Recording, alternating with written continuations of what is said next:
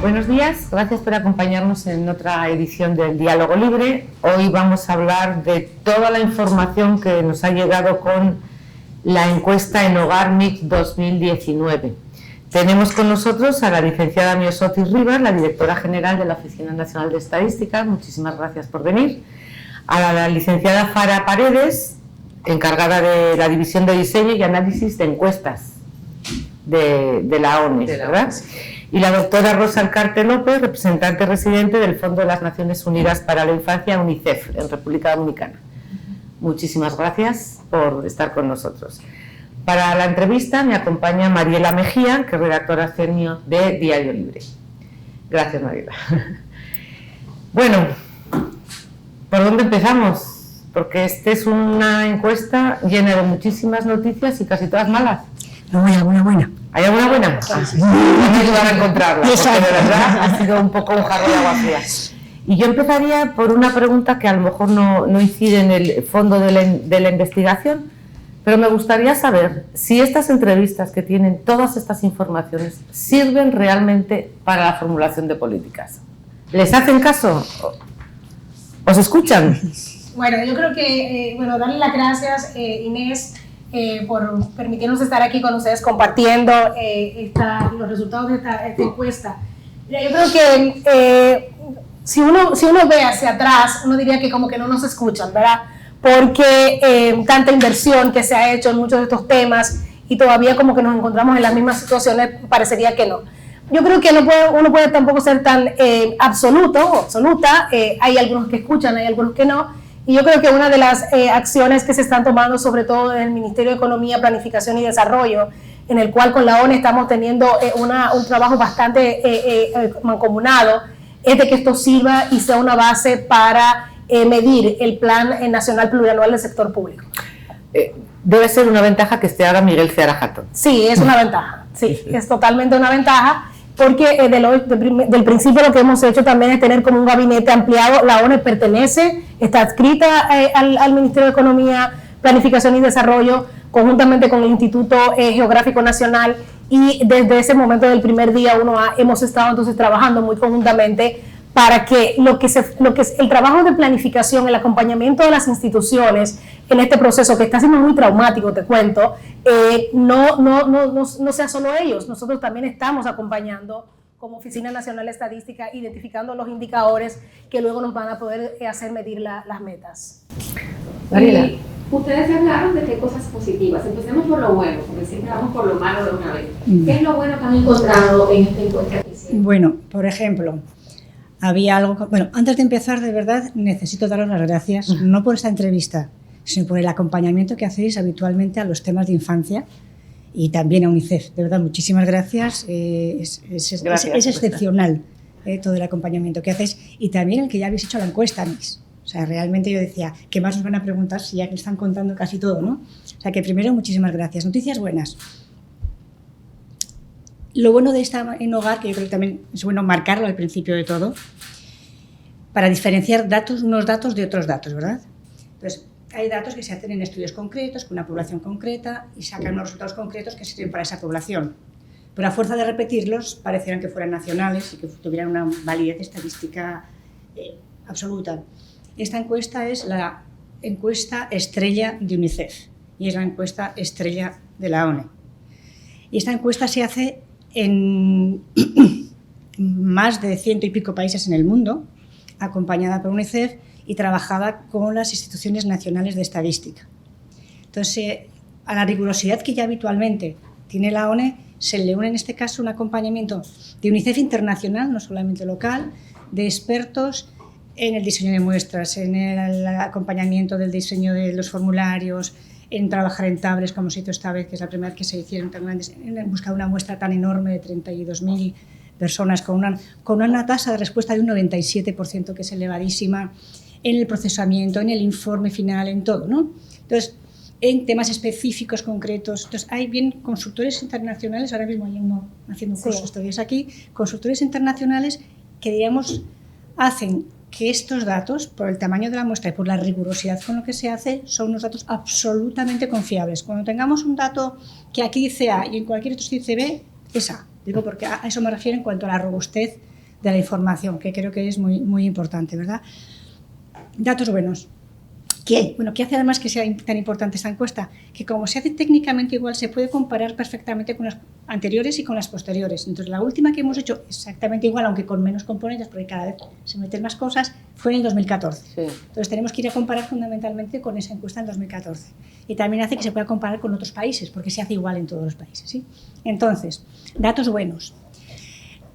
La lactancia materna en el 2014 era lactancia materna exclusiva a los 6 meses. Era de un 6%, perdón, de un 4%, que era el dato más bajo que una servidora había visto en toda su vida larga de cooperación, ¿sí? Nunca jamás había visto un 4%.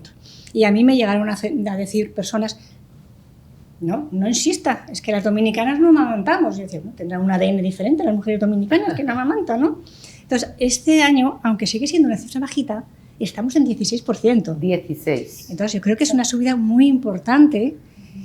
Y creo que eso es uno de los temas donde los esfuerzos que se han hecho, muchos esfuerzos trabajando con sensibilización, con comunicación y muchos esfuerzos trabajando con el sector privado, que ha abierto muchas salas de lactancia, que ha puesto en muchas oficinas, diríamos, grupos de promoción de lactancia. O sea, eso está funcionando. Entonces, eso sí es una buena noticia. Por ejemplo, ¿por qué no lactaban? ¿O por qué es tan bajo? Bueno, pues es que hay muchos motivos, ¿no? Pero cuando tú empiezas a ver, primero empezamos porque en la primera hora de vida se lacta poco, y todavía se sigue lactando poco, solo un 23%, ¿sí? Perdón, un 41%. ¿sí? ¿En la primera hora? Sí, y eso tendría que subir mucho más. ¿Por qué no se lacta mucho en la primera hora también? Pues porque hay mucho parto por cesárea. Y cuando haces parto por cesárea, pues se complica el tema de la lactancia a la primera hora. Y esos partos por cesárea se dan mucho más, además, en los hospitales privados, que es un 90%, donde en algunos de ellos también entregan fórmula nada más nacer. Entonces ahí tenemos el por qué arrancamos ya mal en algunos casos, ¿sí? Luego, ya tradicionalmente las abuelas, los tíos, los primos, le van diciendo, dale esto, dale lo otro, ¿no? Eso también implica poco ayuda del entorno familiar, sí. Del papá que no colabora, que cree que eso es una cosa de la mamá, y la mamá tiene 3 niños más y tiene además atender al otro. O sea, hay muchos temas, ¿no? Y luego, como digo, la vuelta al trabajo, que hacia los 3 meses ya, lógicamente, si no hay un apoyo importante, como lo empieza a ver por las empresas, también se deja, ¿no? Pero parece que ya empieza a haber una cultura de que esto es importante, de que no solamente es importante para el niño, porque evidentemente hay menos infecciones y todo esto, sino que también hay menos cáncer de mama, hay menos cáncer de útero, se recupera el peso antes, y cuando el niño es adulto tienen menos enfermedades cardiovasculares, menos obesidad, menos diabetes. O sea que ya el paquete es tan completo que y el mensaje está calado. Que el mensaje empieza a calar. Eso es una cosa buena. Otro dato bueno es que es el registro de nacimiento, ¿sí?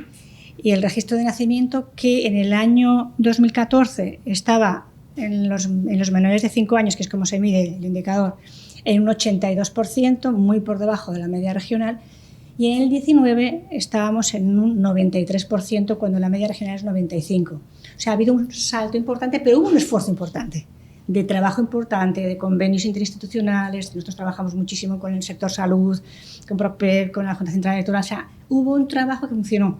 Ahora hemos marchado para atrás con la pandemia de manera importantísima, que hay que volver a retomar, ¿no? Pero ese es un dato importante también bueno. Y un dato que no es bueno, que estamos acabando de analizar si es estadísticamente significativo, pero empieza a haber un pequeño guiño que pareciera que las uniones tempranas empiezan a bajar un poquito. Hay que acabar, como digo, de fijar bien ese dato, ¿no? Pero la cifra en el 14 era que por debajo de los 18 teníamos un 36-37%, por debajo de los 15 teníamos un 12%, y ahora estamos en un 34% para los 18 y en un 9% para las de 15. Entonces, es fantástico, es horrible, es malísimo. Pero si se mantiene la tendencia... Pero no está subiendo. Pero no está subiendo y pareciera que empieza a bajar un poquito. Entonces, para mí son como los 3 datos más positivos que hemos visto. Falta más porque faltan más cosas en esto. Esto es un resumen pequeñito. Sí. Mucho pero yo creo que también hay otro dato, y tal vez Farah me ayude con el número específico, y es el tema de que las mujeres reportan más educación y también con mayor cobertura de seguros de salud, que eso también es muy importante, porque acuérdense que la encuesta mira no solamente al tema de la niñez, sino también a las mujeres en edad reproductiva de 15 a 49 años. Entonces también hay un análisis de la realidad de las mujeres en ese sentido. Y yo creo que aunque hay un dato que nos dice que, por ejemplo, la jefatura del hogar femenina ha aumentado, ¿no? Ha pasado de un 36 en el 2014 a un 44%, ahora en esta encuesta de 2019, pero no cabe duda que es también importante que esa jefatura se da con mujeres que están siendo más educadas y que están teniendo entonces un tema de salud cubierto que les permite, pues, de alguna manera gerenciar, ¿no?, el hogar de una manera diferente. Eso te iba a preguntar, porque siempre se había hablado, el 40% de los hogares tiene una mujer sola a la cabeza. Bueno, no eran 40, eran 36 y ahora son 44. Sí. La tendencia es a subir. Si esa es a bajar, esta es a subir. ¿Pero ya son mujeres más independientes económicamente o no?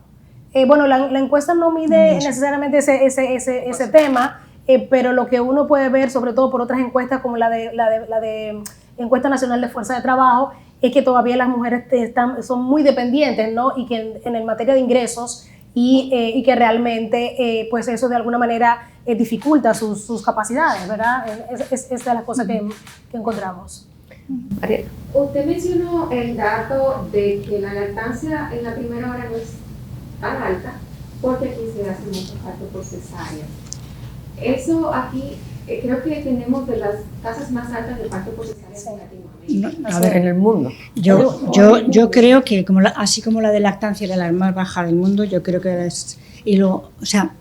y lo más diríamos flagrante o ilógico es que sea exactamente en los hospitales privados donde tenemos un 90% de cesáreas. 90% de cesáreas. 90% de cesáreas. Estuve leyendo en la encuesta que los partos vaginales tienden a hacerse más en mujeres del quintil más bajo de riqueza, como que hay... Esas no van a los hospitales privados. Como una clasificación, si tienes bajos ingresos, pares natural, y si tienes ingresos altos, pues por cesárea. Eso... ¿A qué se debería? Al hospital al que van. Si tienes bajos ingresos no vas a un hospital privado, si tienes altos ingresos vas a un hospital privado. O sea, y en el hospital privado la tendencia, como digo, es un 90% de cesáreas. A mí me han dicho muchas madres, ayer me comentaba una compañera que está embarazada de 6 meses, me dice, yo quiero tenerlo por parto vaginal, pero es que ya me está diciendo el ginecólogo que no. Pero eso es una irresponsabilidad tan grande que es como el colegio médico no actúa, o la sociedad de ginecología. Quien tenía que actuar también es el Ministerio de Salud. Porque si las madres prefieren una elección natural, pero es el médico que las forza quizás, como el ejemplo que pone. No se preguntó, pero sí hay un módulo que trata de preguntar sobre el tema del protocolo prenatal, o sea, cuántas visitas tuvo esta madre durante su embarazo, cuál fue el protocolo postnatal, es decir, qué pasó. Entonces yo creo que los datos, cuando los veamos en conjunto, o sea, esos niveles de cesárea, desagregados por centro de salud, nosotros nos vamos a dar cuenta de que hay preguntas que hacer sobre la atención de salud, sobre los servicios de salud, sobre la orientación que están dando los médicos a las mujeres embarazadas. Porque cuando en el propio informe, luego cuando uno mira la base de datos, uno se da cuenta que son estas mujeres de mayor nivel de educación y de los quintiles más altos las que se realizan cesáreas. Y también son las mismas que menos lactan. Entonces, estamos poniendo la lactancia y el parto vaginal como si fuera una incomodidad, en contra de toda la evidencia que ha mencionado la señora Rosa, de los beneficios que tienen ambos, tanto el parto vaginal como la lactancia. Hay que tener un detalle muy importante también, las ARS están pagando igual por un parto que por una cesárea. Las ARS están pagando igual a los médicos. A los médicos, sí. De tal manera, pero si un médico puede hacerse 3 cesáreas en una mañana y hasta 4, un parto vaginal dura muchas horas. Y entonces, estar ahí 8 horas esperando para ganar lo mismo, teniendo que acompañarlo, etcétera, etcétera. Entonces, o sea que habría como un componente ahí de dinero, de negocio, del sector, ¿no? Fíjate, y una de las cosas que, yo creo que ese es un tema bastante interesante para tú ver, o sea, ¿por qué el Estado tiene que intervenir en el tema de la política pública y del desarrollo, verdad? Porque si yo se lo dejo al mercado, están muy claras las consecuencias que esto va a seguir pasando, ¿verdad? Siempre entonces, o sea, disminuyendo sobre todo un tema tan importante como es la lactancia, que tiene implicaciones a futuro, ¿verdad? En la esperanza de vida al nacer, en tu desarrollo como niño y niña y luego como adulto. Si el gobierno no ejerce, entonces hay un papel importante de regular ese proceso. Entonces, vamos a estar, estos números van a pasar el 100% en algún momento, ¿verdad? Porque como vamos, una locura. Entonces, sí hay una necesidad de un cambio, ¿verdad? También de gestar un cambio cultural, pero un cambio cultural que viene dado por un lado, por la intervención del Ministerio de Salud, por una parte, en cómo regula ese proceso, y por el otro lado también de cómo vamos cambiando esos estereotipos que se están armando alrededor de temas como el parto natural, el tema mismo de la lactancia, que son importantes de... Sí, yo quería remarcar también igual una cosita con el tema del parto vaginal mayor en los hospitales públicos. En los hospitales públicos nosotros y OPS y UNPA estamos trabajando desde hace años con el Ministerio de Salud y con el Servicio Nacional de Salud. Y uno de los elementos que se miden como negativo es la cantidad de cesáreas que hacen. Entonces, diríamos que hay una abogacía y un acompañamiento al sector público, diríamos, no valorando bien las cesáreas, sino valorando bien el parto vaginal y el menor número de cesáreas. O sea, que mientras en el sector privado no hay ninguna intervención, en el sector público sí que hay una intervención apoyando mucho y valorando mucho el parto vaginal y la cesárea solo, única y exclusivamente cuando debe ser, que según la OMS debe ser entre un 15 y un 20 como máximo. Como máximo. En la encuesta que arrojaron los números, ¿aumentamos en cesáreas, nos mantuvimos o disminuimos un poco? Yo no recuerdo la del 2014 exactamente, pero yo creo me da que... la impresión de que estamos en aumento. Yo creo que sí, pero no recuerdo el número exactamente del 2014. Y Sotis, una de las cifras que más ha sorprendido o nos ha impactado es el tema del castigo. Es sobrecogedor, o sea, de verdad, no es un dato frío. O sea, los datos son fríos, este no era nada frío, este era escandaloso. ¿Qué pasa? ¿Qué ha pasado? ¿Va en aumento? ¿Disminuye? ¿Qué pasa? Bueno, yo igual también ahí diría, porque no conozco si en el 2014 esto se midió, no sé si es un tema nuevo, pero yo sí lo que, y dejaría a Rosa y a Farah como comentar un poco más del dato. A mí lo que sí me preocupa esto es el impacto en esta sociedad violenta que tenemos, ¿verdad? Porque luego no podemos decir hay una sociedad violenta que cada día más aumenta, no un tema de delincuencia, sino en la misma forma y el propio comportamiento, ¿verdad? De ciudadanos y ciudadanas alrededor de la ciudad. Veíamos ese tema de lo del Porsche el otro día, ¿verdad? O sea, es un poco, entonces tú dices, bueno, adultos violentos necesariamente están muy ligados a una infancia violenta.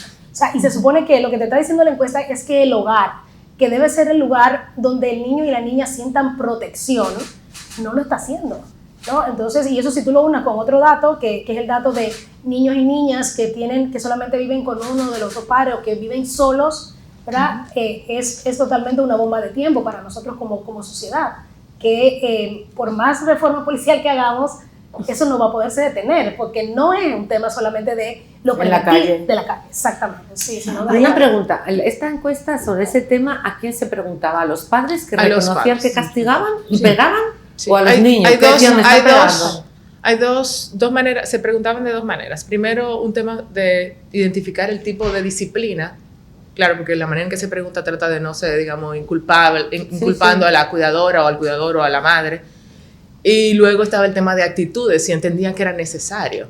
Entonces, es curioso el dato de que cuando se le preguntaba si entendía que era necesario para la crianza de los niños, solo un 9% dijo que era necesario el castigo físico. Pero cuando se le preguntaba de manera indirecta sobre si aplicaba disciplina física y violenta, entonces nosotros tenemos que un 50% dijo que sí. A la física, al golpear. Y ese 64% que disciplina violenta, que incluye la violencia psicológica contra los niños. O sea, hay 50 física y 50 psicológica, pero 64 en general combinado. Sí. Es muy curioso, ¿no? O sea, el 9% dice no, hay que hacerlo, pero prácticamente el 91% dicen que no hay que hacerlo, pero sin embargo luego todos lo hacen. O sea, diríamos que el mensaje de que no hay que hacerlo ha calado, pero lo seguimos haciendo, ¿sí? Y luego otra cosa, ese mismo tema que a mí me duele, es que el mayor grupo de edad donde se ejerce más violencia es a los 3 y 4 años. ¡Wow! No es el adolescente que te desespera, ¿verdad? No es el adolescente que ya que ha podido con tus nervios. Claro. Es 3 y 4 años. Sí, y cuando desagregamos, por ejemplo, por quintil de riqueza, por educación del jefe del hogar, no hay diferencias. O sea, estamos hablando de un problema social, cultural, que está arraigado. ¿Hay diferencia en clase social? No. En cuanto a educación hay un poquito, mucha, no hay grandes brechas como en otras cosas. En cuanto a clase social rica y pobre hay muy poquitos, muy poquito. Donde se abre un poquitín la brecha, pero muy poquito, como de 60-70 nada más, creo que es con educación terciaria versus primaria o ninguna, ¿sí? Pero tampoco es tan... porque baja de 64 a 60, o sea... Tampoco es un abismo. No es una... ¿Y cómo ustedes defenderían esto frente al dominicano tradicional que defiende que lo criaron de esta manera y que es un mejor ciudadano que un niño a futuro que lo están criando con palabritas, con psicología?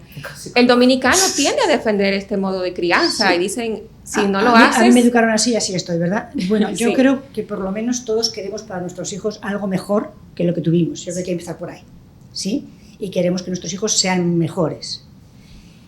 Y si analizamos la sociedad en conjunto, no tú fulanito, que a ti te educaron así, sino la sociedad en tu conjunto, veamos por de pronto cuánta violencia intrafamiliar hay contra la mujer también, cómo esos niños criados violentamente cuando luego forman una familia acaban educando violentamente, cuántas mujeres son asesinadas, y luego, como decía también incluso la violencia a la calle, ¿no? Entonces, si queremos realmente una sociedad no violenta contra las mujeres, no violenta contra los niños, tenemos que empezar por la casa. Si queremos luego que esos niños de 20, 22 años cuando crecen no vayan a violar o a pegar al vecino, ¿ya?, pues tenemos que educarlos en un ambiente no violento. Si lo único que aprenden ellos es que para conseguir algo hay que pegar, normalmente estos niños que están, sobre todo los que están ya con más violencia, acaban siendo o maltratadores o tienen problemas psicológicos después. Sí. Tú sabes que yo una de las cosas que suelo decir, bueno, los grupos de WhatsApp que te mandan este meme de que la chancleta, ¿te acuerdas? La chancleta como la usaban las samuráis, no sé cuándo. Sí, yo le digo, es verdad que a ti te crearon así, pero también todos los políticos corruptos, todas las cosas que también los criaron así. Entonces ahí hay un tema de fondo que está yendo para un lado y para otro. Entonces yo lo que quiero es que vaya solamente para un lado. Y creo que también culturalmente sí tenemos que hacer un trabajo de tener otros modelos, o sea, y de tenerlos como se dice en inglés, ¿verdad? Esos role model que te puedan comenzar también a sacar eso fuera, porque eso no se exalta, ¿verdad? O sea, ese tema de que a mí me criaron bien, o sea, la gente siempre te dice, a mí me pegaron y yo estoy bien aquí. No, a mí también me criaron, no me pegaron y yo también estoy aquí. Entonces, ¿y cuál es la trayectoria que gente así ha también tenido? Que creo que necesitamos como normalizarlo más, ¿no? Lo otro, o sea, que también lo otro es posible. Y no solamente el tema de la crianza a golpes para que tú salgas bien, un tema también de cómo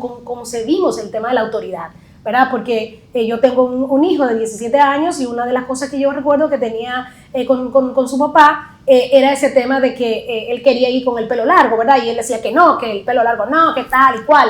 Bueno, pero ¿qué que tú tienes el pelo largo? ¿Cómo le digo yo a él que no va a tener el pelo largo? Tú tienes tatuaje, ¿cómo le digo a él que no se haga tatuaje?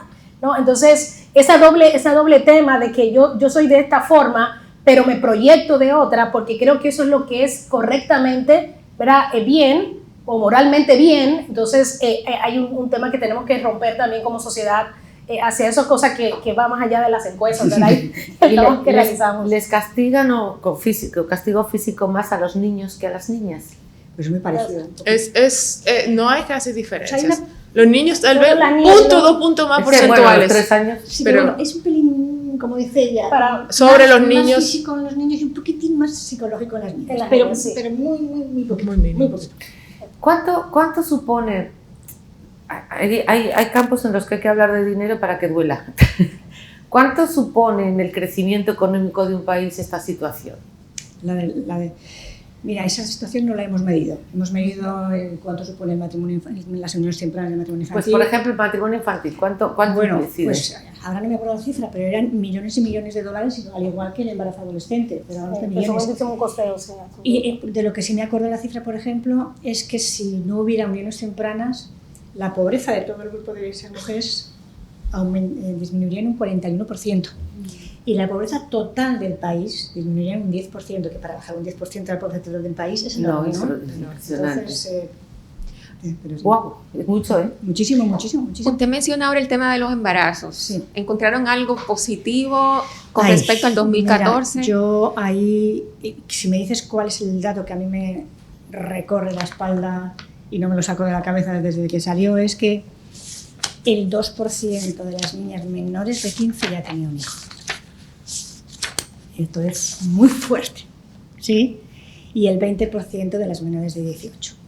Y aquí sí que encontramos unas grandes diferencias entre clases sociales, Claro. pero mucho mayores otra vez Regiones. de acuerdo a la educación, porque esta pregunta se hace a las mujeres de 20 a 24 para que podamos cogerlas a todas, ¿no? Y entonces cuentan cuántas de ellas tuvieron un embarazo, un parto a los 18 o a los 15.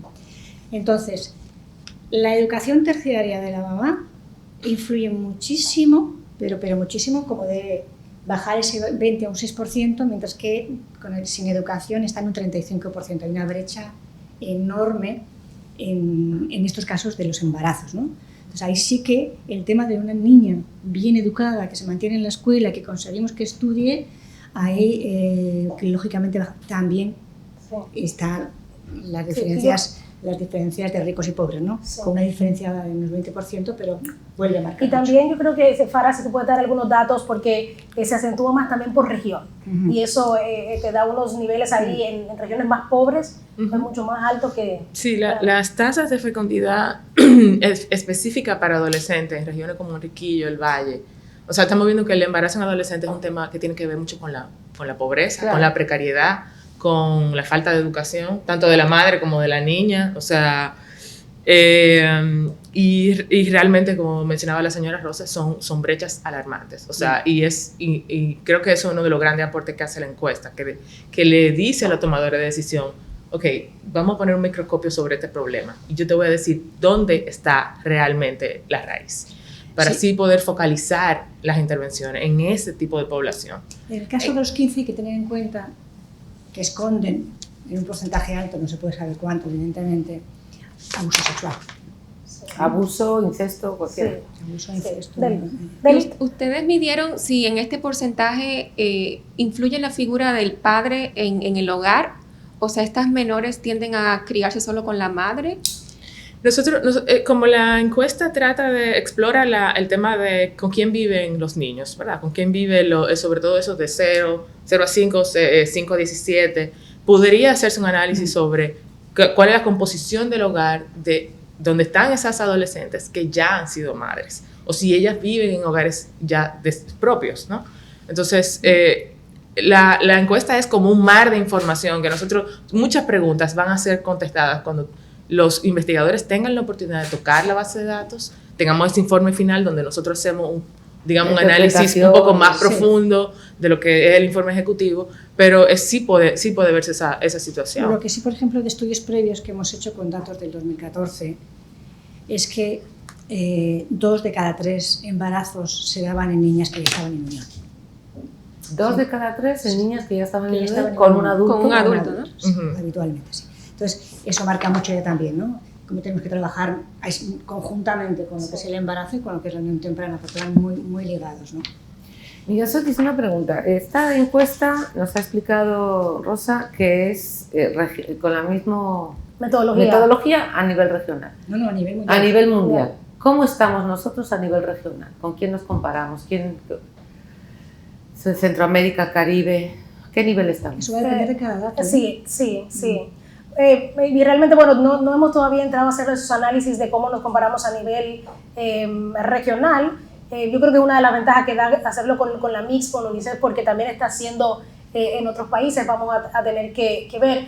Pero yo creo que también, a la hora de compararnos, yo a veces no digo tanto compararnos porque luego el mismo punto, ¿cuál es la política luego que se aplica y cuál es el trabajo que se está haciendo, o sea, en cada uno de los países? Tú puedes tener un dato frío que te dice, bueno, tú estás mejor que tal, o tú estás mejor que, no sé, yo no sé, un poco en otros países. A ver, tenemos algunos datos, o sea, como digo, aquí hay 32 indicadores de los ODS, como más de 100 y pico variables. Entonces, analizando, por ejemplo, registro de nacimiento que te decía, la media regional es 95. Estamos en 93, pero porque estamos ahora, estamos más atrás ahora después de la pandemia. Desnutrición. La desnutrición crónica es un 7%. Insisto en que son datos pre-pandemia porque ahora estamos con un aumento de desnutrición brutal, pero bueno, la desnutrición crónica es un 7%, que es de las pocas cifras en las que estamos mejor que la regional, un poquito mejor que la regional. La obesidad es un 8%, estos datos son similares al 2014, no hemos empeorado, no hemos mejorado y, como digo, están más o menos, sobre todo el de la desnutrición crónica a nivel regional. La obesidad varía mucho de unos países a otros, ¿sí?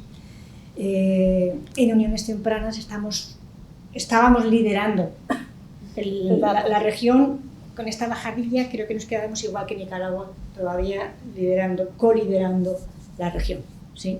Y en los casos de embarazo estamos, y parto estamos no en el top, pero entre los primeros 5.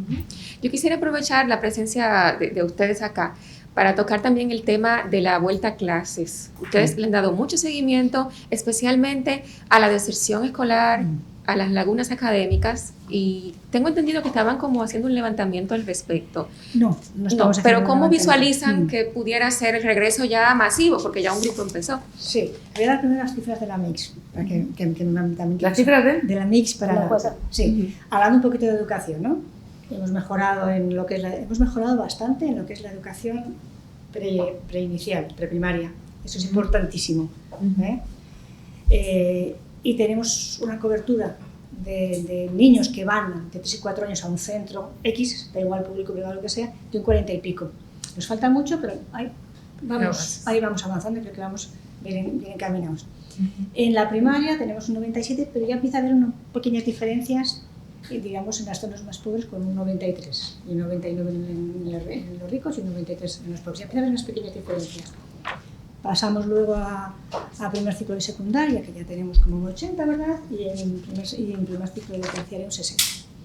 Allí que de nuevo son siempre la zona urbana, los más ricos y los que tienen más estudios, las madres, con mejores datos. Pero lo preocupante es cuando analizamos la conclusión de los estudios, que la MIX, para darles, diríamos, más facilidad a poder medir no quién acaba en su año, sino quién acaba incluso hasta 5 años después, la pregunta se mide es cuántas personas de 20 a 23 años han acabado los estudios primarios, secundarios, etc. No importa cuánto. No importa. Entonces, la cifra, lógicamente, es un poquito todavía inferior, a pesar de darle todo ese espacio de tiempo, a las que comentaba antes, pero lo importante ahí sí son las brechas brutales que se abren, ¿no? Que empieza a abrir una brecha ya importante en primaria, en primer ciclo de secundaria se abre mucho, empezando a tener ya una conclusión mucho más importante por parte de las mujeres. Y si vamos a secundaria, ahí tenemos dos cosas marcadísimas. Uno, las mujeres acaban un 20% más que los hombres. Es muy importante. Y luego una cosa horrible, que el nivel más rico acaba más de 3 veces más que el nivel más pobre. O sea, por cada 10 niños pobres que acaban, 33 ricos han acabado. O sea, yo creo que las brechas más grandes que vemos en toda la encuesta. Es una brecha brutal. 28 de conclusión en los quintiles más pobres. Sí. Concluye 28%. De los más pobres concluyen la secundaria. Con 5 años de tiempo, ¿eh? Con 5 años de tiempo, con una diferencia, como digo, pues casi ¿cuál es la cifra en adultos? Es más del 30%. Es más de 3 veces. De las mujeres, 71%. No, los más ricos. Los más ricos, 90% terminan. Es 28 es 98 versus 28 versus 90. Eso, o sea, más 28 versus 90. Sí. Esa es la brecha que menciono de más de 3 veces, más del triple, ¿no? que es marcadísima el nivel socioeconómico a la hora de conclusión e incluso midiendo 5 años más tarde. Vuelta al colegio, me preguntabas. Mira, la vuelta al colegio la esperamos todos con muchísima ansiedad.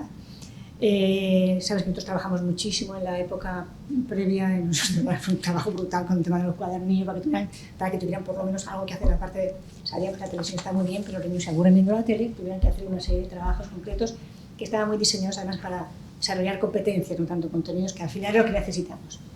Entonces, bueno, pues seguimos trabajando mucho con el Ministerio, se está planteando, primero, lo vamos a lanzar el día 15, primero vamos a entrar con un tema que se llama el retorno a la alegría, que se han formado ya a casi todas las orientadoras escolares y se va a hacer al inicio de la clase, que es toda una metodología de juegos, etcétera, pero con un trasfondo, ¿sí?, de apoyo psicoemocional a los niños.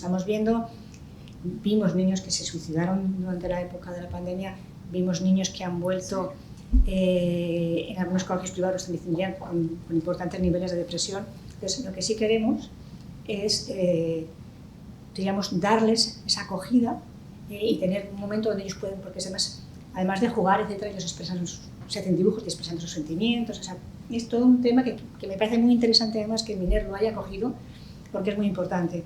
Y luego vamos a trabajar también hasta fin de año formando a todas las orientadoras con un programa de salud mental.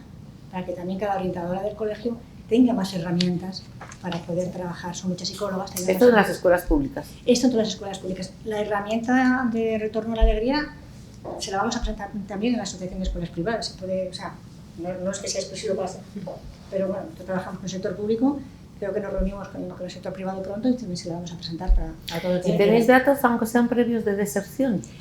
No, ahí han salido datos, pero datos un poco proyectados, ¿sí? De nivel global. Entonces nosotros no trabajamos con esos datos.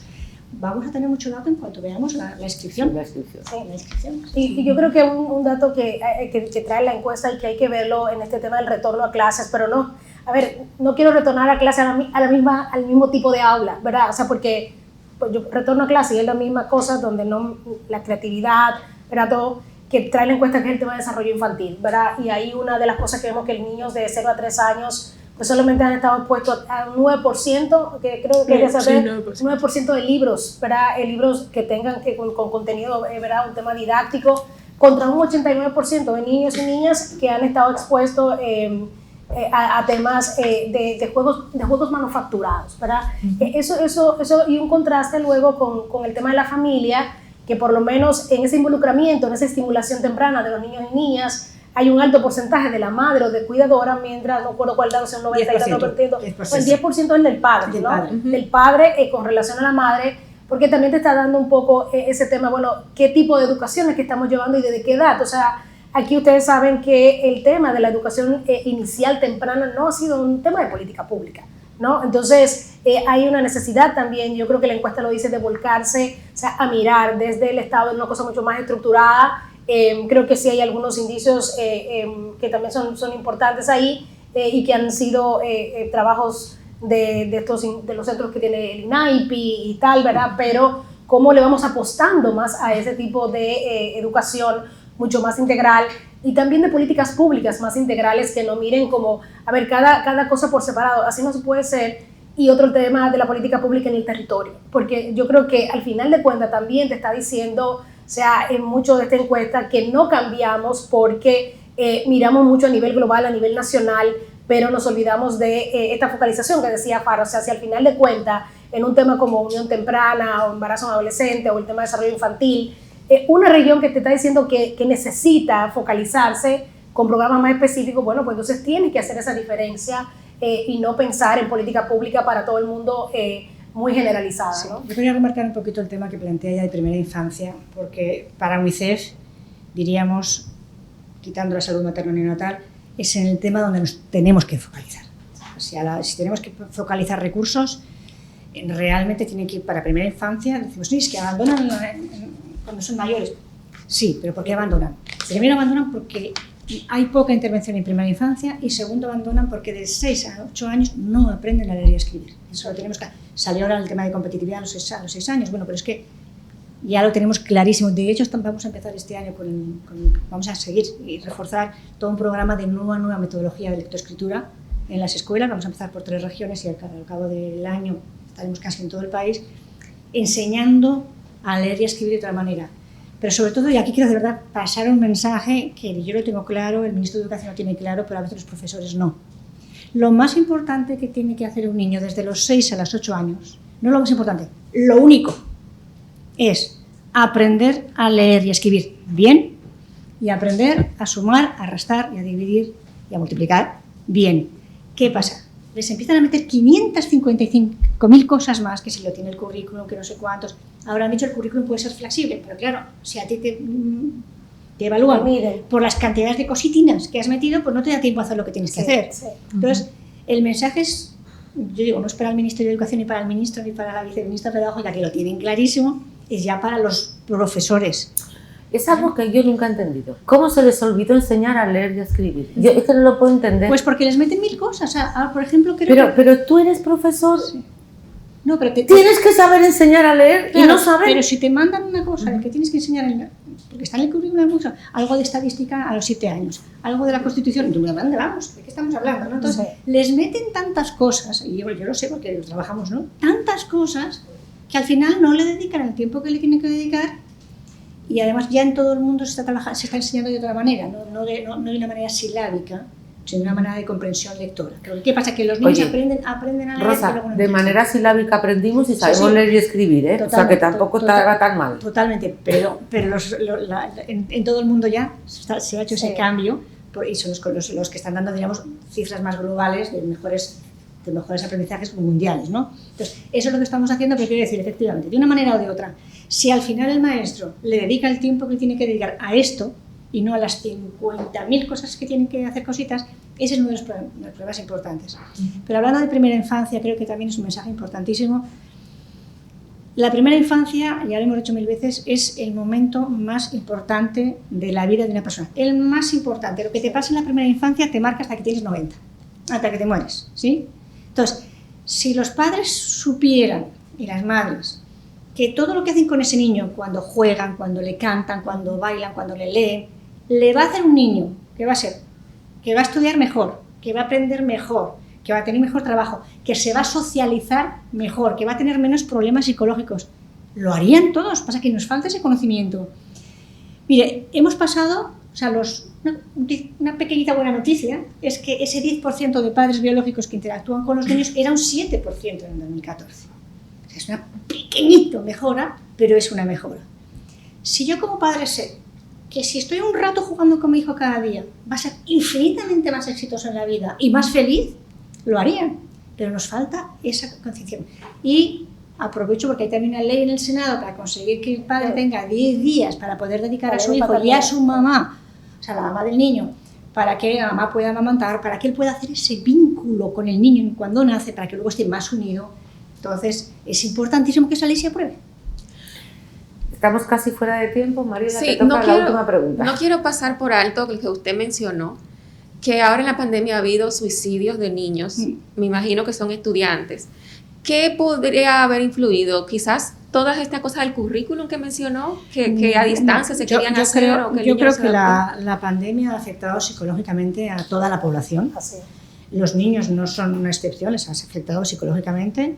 De hecho, el UNICEF hace un informe mundial cada año, y el de este año se dedica a la salud mental de niños, niñas y adolescentes, que saldrá como dentro de un mes o dos. O sea, es importante que dedicar la atención, y a nivel de la adolescencia, hace poco se acabó de suicidar otra chiquilla, hace de 12 años, ¿sí?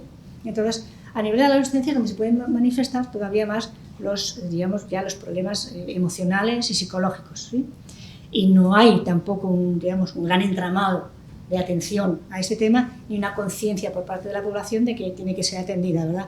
Pero la pandemia sumó a todo eso.